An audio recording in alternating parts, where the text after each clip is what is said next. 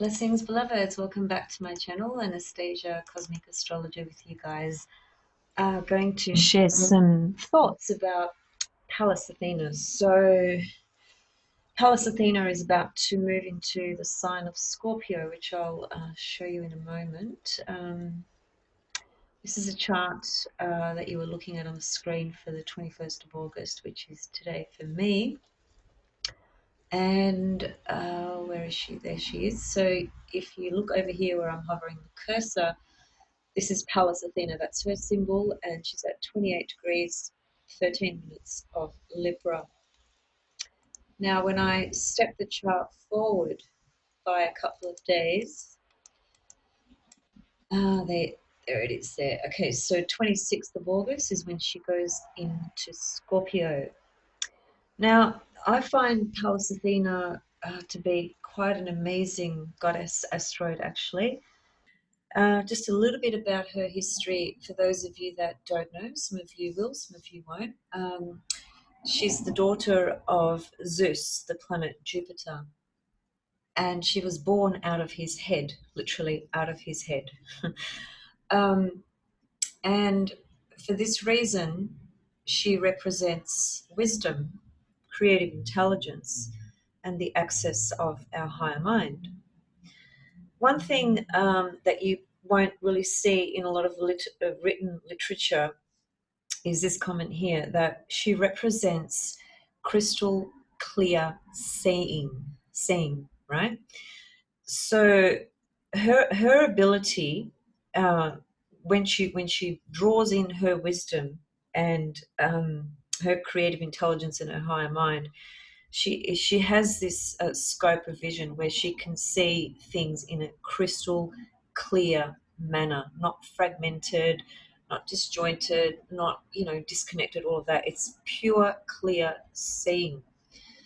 Now, because she was born out of Zeus's head, and Zeus is the primary archetype, which represents wisdom, truth, intuition, right brain, higher learning, higher consciousness, and many other things as well, obviously. But because she was born out of his head, we could say that she is the feminine version or principle of Jupiter. She's his daughter, and she was born out of his head. So anyway, that's just a very tiny little part of her myth in terms of who her father was and how she came about, and so on and so forth. She will be in the sign of Scorpio until November the 8th, and she will make some aspects to planets, throughout her journey over the next few weeks. But I think what you could do is just pay attention to, obviously, wherever Scorpio is in your birth chart, because that's the area of your chart that she will be transiting.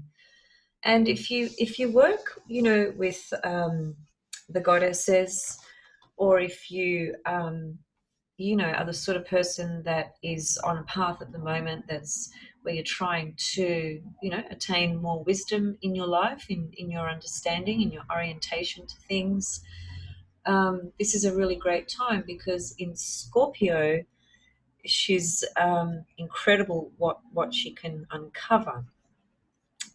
Imagine the fact that she has the ability to have pure, clear seeing, right? Drawing in this wisdom with this clarity, put her in the sign of Scorpio. Imagine what she can bring in and what she can uncover and what she can actually see. Because when we're talking about the Scorpio archetype, we're talking about still waters run deep. We're talking about the absolute depths of life, really, in general, but certainly within our own self, our own actual depth. So things that are hidden, for instance, things that are in our subconscious, our unconscious, things where we have blind spots, all that sort of stuff. Scorpio holds a lot of mysteries, even about our own self inside us. So with transiting Pallas Athena going into Scorpio, there's a really great opportunity here, depending on which location in your chart she will be transiting, to really work with her energy in terms of getting the clear seeing, to have further wisdom, insight, understanding into that area of your life, whichever part of the chart she is in. I just would like to read just a couple of comments out of Demetra George's book, Asteroid Goddesses. It's called the book. And I just want to read what she says about Pallas Athena in Scorpio. Now, this is about Pallas Athena in Scorpio in your natal chart, but the fact of the matter is that these signatures and these characteristics are going to come up while she's transiting in the sign of Scorpio. So here's just a few pointers for you guys. So Pallas Athena in Scorpio points to a penetrating perception. One is able to see through, under, and beneath the surface of things, as in an X-ray vision. As a healer, Pallas Athena in Scorpio is very strong, piercing to the core of the difficulty and getting to the root of the problem. So we can see just from that comment there, if she was transiting your sixth house, for example, which is very much the house that correlates to health and illness, and you had some health issues, or you wanted to, dig deeper into certain things regarding health, nutrition, mind, body balance, all that sort of stuff. Well, transiting, Pallas Athena in there can really give you the X-ray vision that you need to see things that otherwise would not be seen.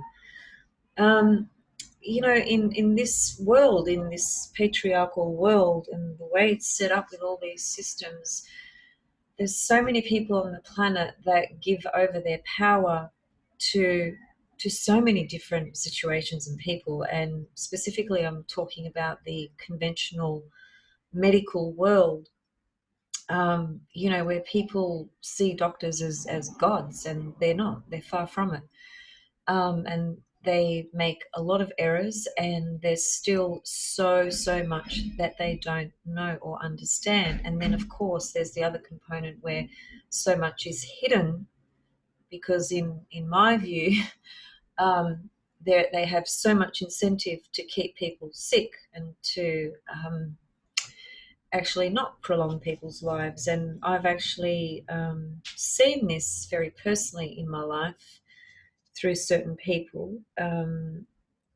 So it's not just an idea or a paranoid thought I have in my head. I've actually seen how these sorts of things work in the medical conventional world. Anyway, the point to expressing that to you guys is to just say that we always have to empower ourselves by investigating, by learning, by expanding our own mind, our own knowledge, our own consciousness. Because if we rely on this patriarchal system, all these external systems, and we project our authority onto these systems, and then they become the authority for us, well, we're pretty much screwed, if I'm going to be perfectly honest. So I think that for those of us that are really working on a conscious level in our life, and are really sort of being very aware of our own evolution as best we can at each part of it,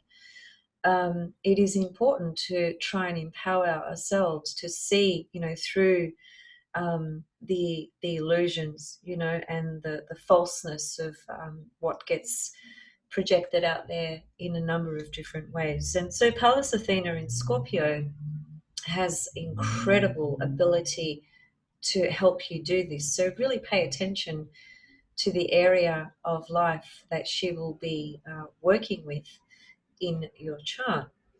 Another example, if she was transiting your seventh house, now that has, predominantly to do with one-on-one relationships. It can be about marriages, it can be about intimate relationships, but it can also connect to business relationships.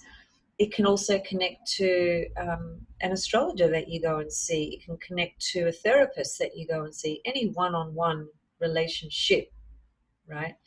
Doesn't matter what the relationship is, but any one-on-one relationship, you relating to another person relating to you, that's the seventh house. So, if you had things going on in your private life, in your relationship world, where you needed to see things more clearly.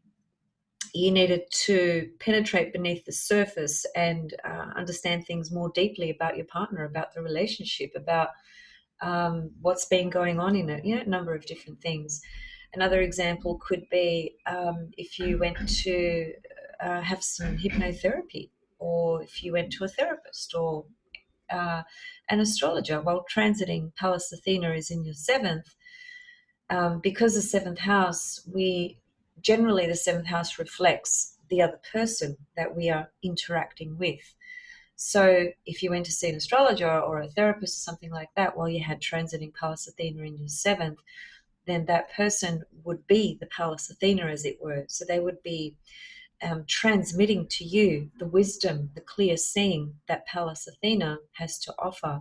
And in Scorpio, it's an X-ray vision onto things. So if you're wanting to work on yourself, discover more about yourself, that sort of stuff, imagine the things that you can uncover. Now, if she was transiting in the first, I'm not going to do every house, but I'm just giving a couple of examples. If she was transiting in the first house, the first house is quite interesting because when planets transit the first house, there's usually an experience that manifests where we discover something completely new about ourselves that we just did not recognize previously, couldn't see before. It's quite remarkable, actually. Pay attention to that when you have planets crossing over the ascendant going into your first house. And obviously, solar moving planets, which will be in there for years and years and years. There's a lot of discovering about your own self that's taking place. So Pallas Athena in the first house in Scorpio, that would mean you've got Scorpio on your ascendant. Or you could have 29 degrees of Libra, and then anyway. So yeah, Pallas Athena in the first house can really help you uncover things about your own self that you previously could not see. That's just another example. Going back to the comments of Demetra George, so she says, as a healer, Pallas Athena in Scorpio is very strong, piercing to the core of the difficulty and getting to the root of the problem. In addition, she employs the techniques of depth psychology, which is another reason why I was just saying to you guys that if Pallas Athena is in the seventh and you decided to explore depth psychology, that would be a wonderful time to do it. Because you would have that experience with that therapist through the Pallas Athena archetype. That energy would be right there for you.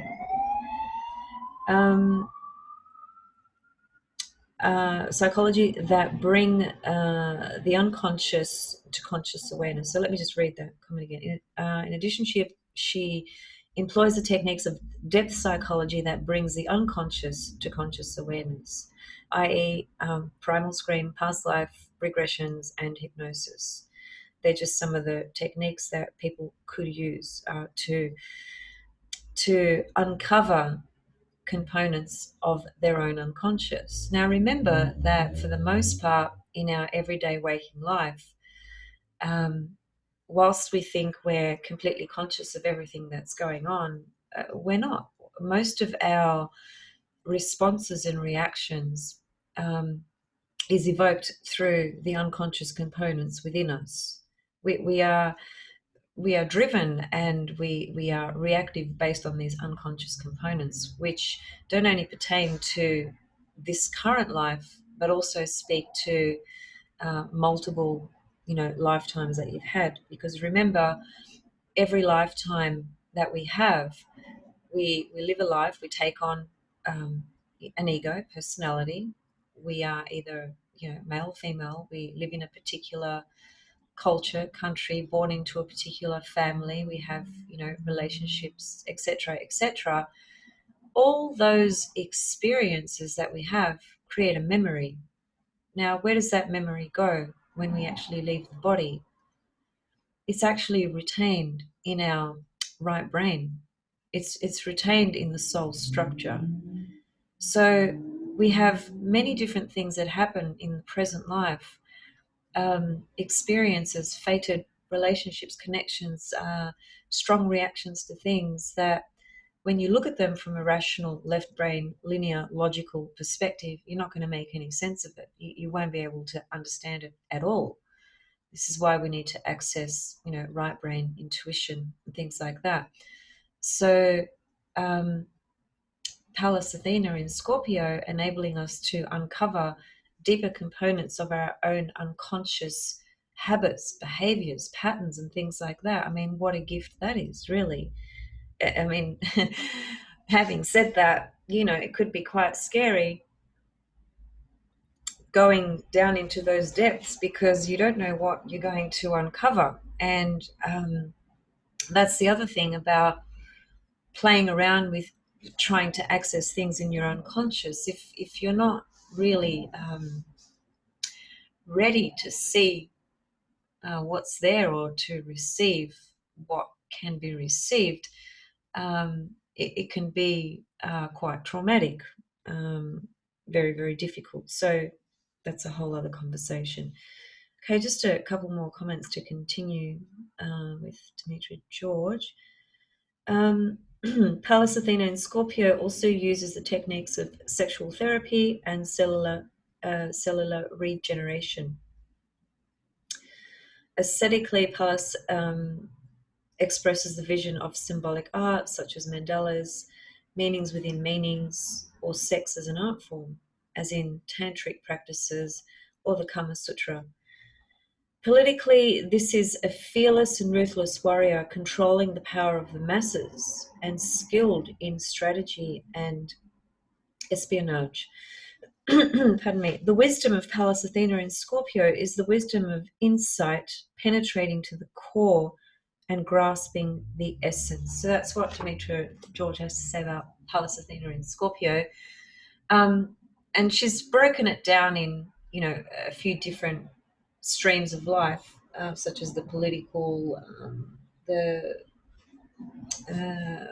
was 3 streams there, wasn't there? Just closed the book. But the political component and the warrior sort of mention of her is because, Pallas Athena, if you go into Greek myth, history, and so forth, she was a warrior goddess. That's what she was. She fought politically for the people, for justice and for fairness and equality.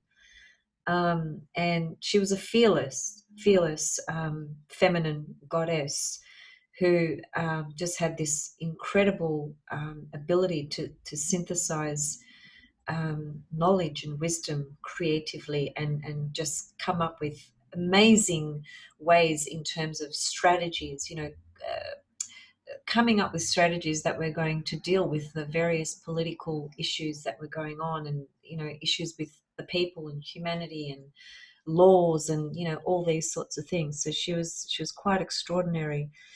So if you have a strong Pallas Athena in your chart, then you might be the sort of person that is an advocate perhaps for something you feel very strongly about relating to fairness and justice. And one thing I can think about is people advocating for animals, for instance. There's a lot more people on the planet now advocating for animals, thank goodness, and that's continuing to expand, and people are waking up day at a time, really.